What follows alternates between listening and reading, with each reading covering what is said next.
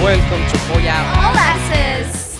What started with 18 teams narrowed to one definitive golden booyah. This episode, we revisits the finals from an analytical lens, dissecting the micro calls, macro strategy, and momentum swings, guided by the voices who witnessed every shift on the battlefield. At 9:58, they used the zone predictor to determine the next safe zone. At 10:31, however, AG arrived, causing them to slow down and preventing them from moving into the next safe zone. This inadvertently gave them an opportunity to avoid fights inside the zone.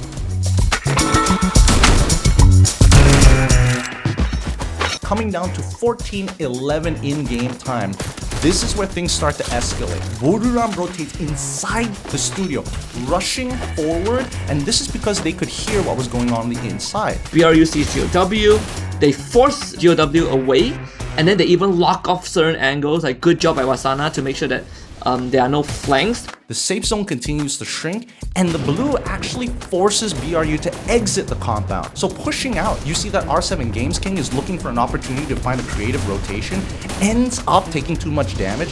They end up 2v4ing, and then it continues to escalate further. AG from the top comes down, covering the billboard side, making sure that the next rotation for BRU was not going to be clean. 15:38, where we see BRU using the jump pad to launch themselves to the only safe space in the arena, which happened to be by a rock that was on the left side. So the target in front of them ends up becoming RRQ, and RRQ has nothing on them. Like, RRQ was already struggling. BRU wipes them out because they caught them by surprise. When you look at the total amount of people in that lobby, only 2 members of RRQ were visible, and they saw 3 members of AG Global, so they knew exactly how many people were left. And once Dutz got knocked down by AG, the rest is history. They just clean them up one by one. Sci-Fi in a 1v4, no way he wins this. And BRU eventually goes in for the finisher. And Moshi with the final shot. BRU becomes a 3-time world champion.